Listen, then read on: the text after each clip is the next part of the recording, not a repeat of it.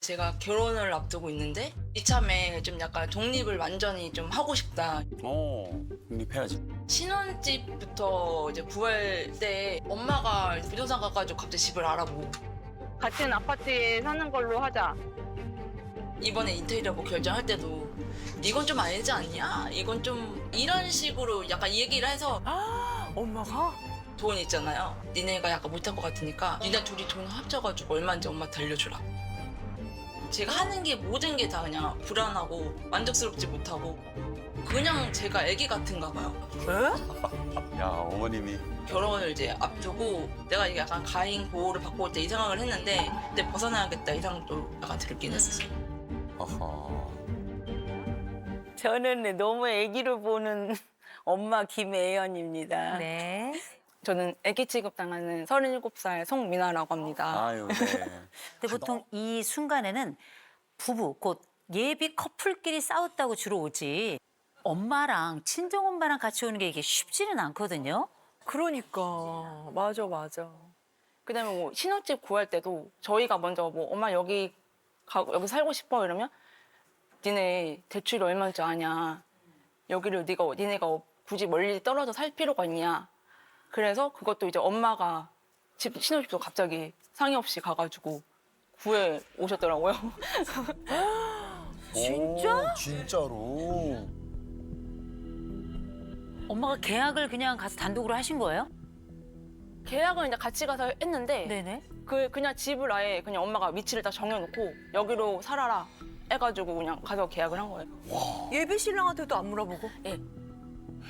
우와, 아니 근데 와, 진짜. 진짜. 그런데 그 집이 어느 위치냐가 중요하죠. 그죠? 저희가 10층이고 얘네 5층.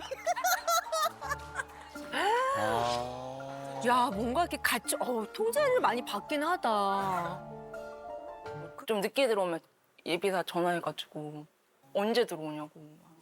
예, 빨리 들여보내라고. 그리고 전화가 만약에 연락 안 되면 30통이 와 있어요. 아빠, 엄마, 언니. 에? 아니, 언니는 또 왜 그래? 언니까지. 왜? 언니까지. 아니야, 이게 그 3명에서 저를 가인고해요. 어머. 저희 언니는 제가 전화 한 번 안 받은 적 있는데 운 적 있어요. 왜요? 그러니까 전화 안 된다고. 아, 그리고 엄마가 이제 저희가 둘이 월급이 합치면 얼마 정도 되는지 일단 나한테 어느 정도 얘기해줘라. 니는 약간 돈 관리 못할 것 같으니까 엄마가 이게 돈 많이 어떻게 모을 수 있는지 알려주겠다. 약간 그런 식으로. 아. 경제권까지 통제를 하시는구나. 아니, 네. 그 혹시 사회생활을 이제 하실 때 네네. 그때는 좀 어떠셨어요? 사회생활을? 사회 초년생 때는 좀 약간 힘들었어요. 그러니까 집에서는 투정 부리면 다 해주니까 투정 부리면 괜찮겠지 하고 투정 부렸다고 상사분이 여기는 사회다. 야. 여기는 사회다. 정확하게 말씀해 주셨네요. 와. 그리고 30대 초반에 회사에서 좀 직원의 트러블이 있었어요. 근데 그때 이제 엄마 전화했죠. 엄마 회사에 좀 와. 그래가지고 엄마가 회사에 왔어요. 엄마가 회사에 왔어요. 와가지고 이제 그분한테 왜 그러냐, 우리 딸한테 왜 그러냐 그런 적이 있었어요. 왜 그러냐, 우리 딸한테 그런 적이 있었어요. 아니, 엄마를 왜 부르셨어요? 이게 그러니까 제가 항상 그 의지하면서 자라가지고 이런 큰일이 있을 때 제가 어떻게 대처해야 될지를 모르겠더라고요. 그래서 그냥 생각나는 게 엄마여가지고 저도 모르게 그냥 엄마한테 전화했었던 것 같아요. 그래서 잘 해결이 됐어요? 해결되고 엄마 한 2번은 왔어요. 제가 두 번째 또 엄마한테 전화해가지고 그럼 회사 사람들은 뭐라고? 사장님이 엄마 그만 부르라고. 엄마가 이렇게 간섭을 합니다. 근데 저도 의지를 해요. 그래서 어떻게 직장 동료들과 부침이 있었을 때 엄마한테 전화해서 엄마, 컴온. 이렇게 얘기를 할 정도면 이거는 누가 누구를 더 의지하는지 알 수 없는 정도예요.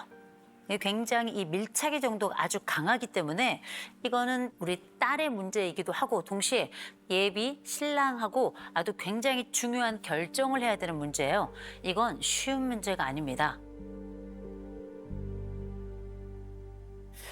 저는 이렇게 말씀을 들으면서 제가 이제 어머니 표정을 계속 봤어요. 우리 어머니가 지금 너무 즐거우세요. 지금.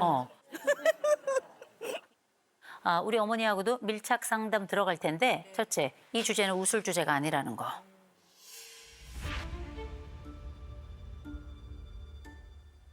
지금부터 웃음기가 사라질 겁니다. 어머니 밀착 상담 한번 시작해 보도록 하겠습니다. 어머님이 제일 큰 걱정은 뭐였을까요? 그렇게까지 저는 생각할 때 제가 얘를 너무 애기 취급했다고 생각 안 했거든요. 그래도 경제적인 거를 얘네들이 잘 꾸려 나갈 수 있나 그게 약간 좀 걱정은 되긴 해요. 근데 보세요. 신혼집을 해줬어요. 근데 굳이 아파트를 같은 동, 같은 라인에 이렇게 하신 이유는 뭘까요?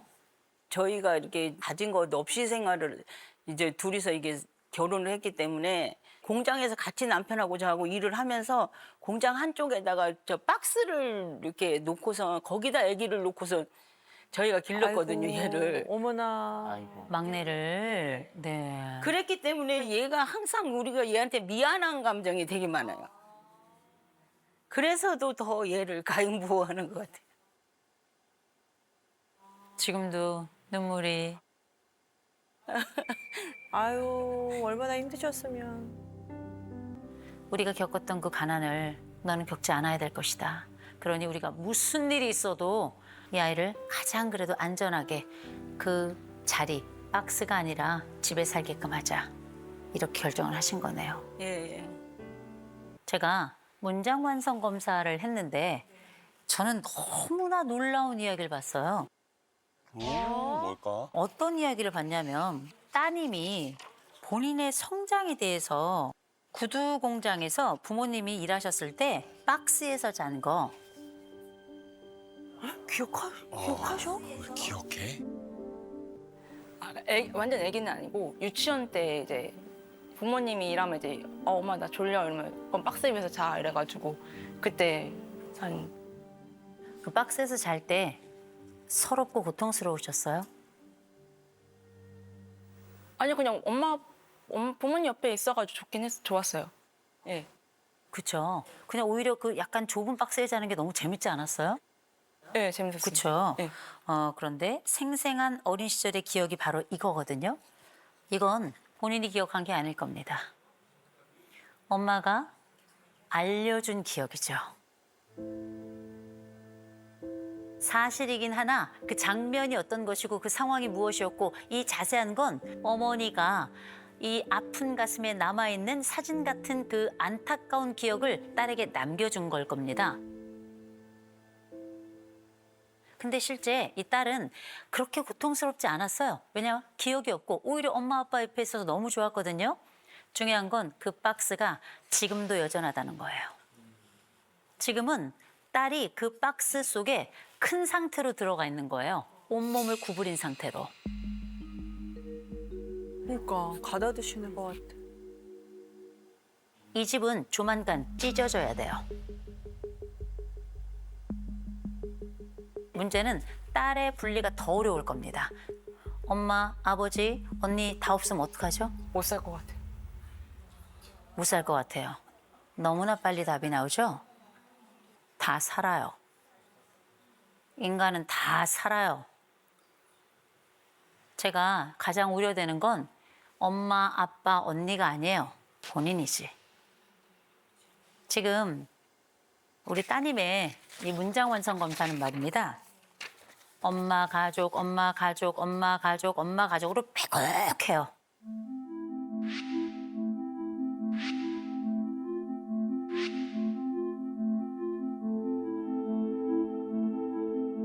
그리고 내가 가장 두려워하는 두 가지가 뭔지 아십니까? 가족이 죽는 것, 가족이 죽는 것.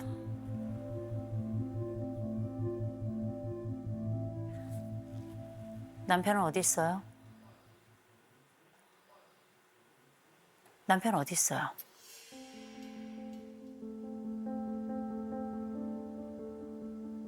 하나 더 물어볼까요? 본인은 어디 있어요? 37살 먹은 본인은 어디 있어요?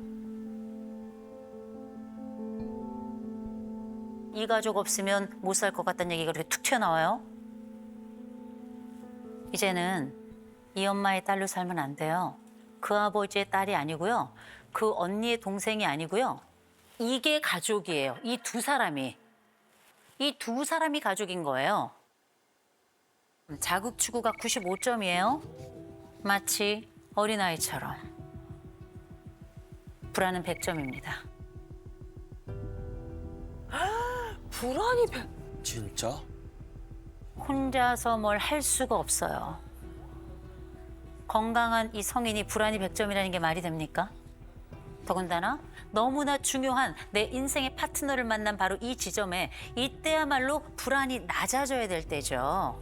근데 이 부부는 둘 간의 문제 때문에 불안이 높은 게 아니에요. 이제 엄마로부터의 분리가 걱정인 거예요. 자율성 0점이에요. 어우. 엄청 의지하는구나. 제가 말씀드렸죠? 딸은 아프다고. 연대감 1점이에요. 뭐지? 딸은 그냥 보호 받기만 하면 되기 때문에 누구를 돌볼 이유가 없어요.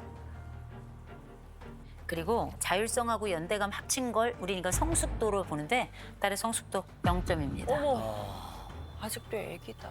지금부터 이 집은 굉장히 큰 결정을 하셔야 돼요. 굉장히 어려운 결정을 하셔야 됩니다. 그 첫 번째 결정은 어떤 거냐? 어머니, 따님 이사 가야 되겠는데요. 이사 안 간다는데요.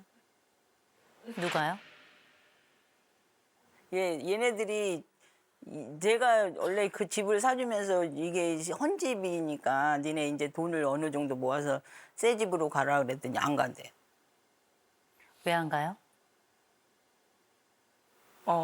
일단 지금 돈도 없고 지금 당장 어떻게 해야 될지 막막해서 지금 당장이 아니라 앞으로도 이사 안 갈 거예요?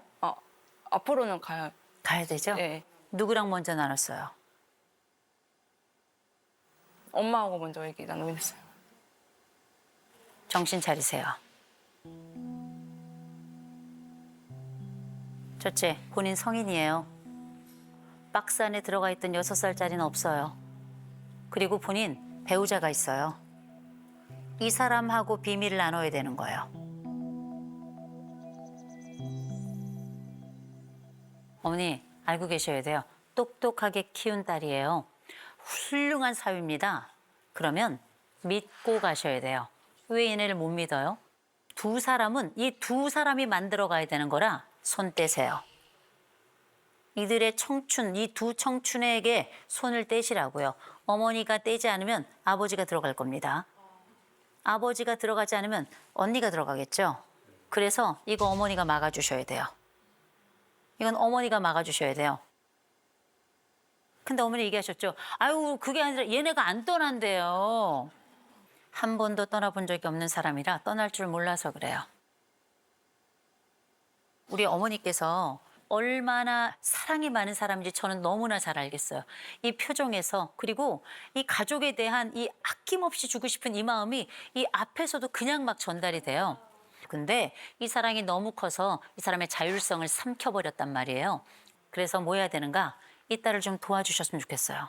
어떻게? 따뜻하게 거리를 좀 뒀으면 좋겠어요. 차갑게 사랑하는 게 안 돼요. 왜냐? 딸이 너무 들러붙어가지고. 그래서 뭘 해야 되는가? 금을 쫙 그어야 돼. 따뜻하게. 그런데 제가 계속 우리 예비사위에게 질문을 드렸죠. 이럴 수 있을까요? 저럴 수 있을까요? 사위가 네, 그럴 수 있습니다. 라고 그 고개를 끄덕여 주더라고요. 그래서 저는 저 사위가 정말 믿음직스러웠습니다. 사위 잘 얻으셨어요. 너무나 사위 잘 얻으셨어요. 그래서 말씀드립니다. 안심하세요. 네. 신경 끊을게요. 그래서 엄마 역할은 딱 하나예요. 남편 막아요. 큰딸 막아요. 이제 방패가 되겠습니다. 방패가 되어주셔야 돼요.